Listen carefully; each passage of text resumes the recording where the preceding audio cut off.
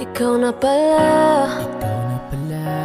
ang may-ari ng damdamin ng minamahal ko.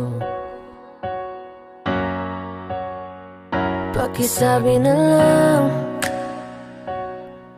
na huwag na mag-alala, at okay lang ako. Sabi nga ng iba, kung talagang mahal mo siya, ay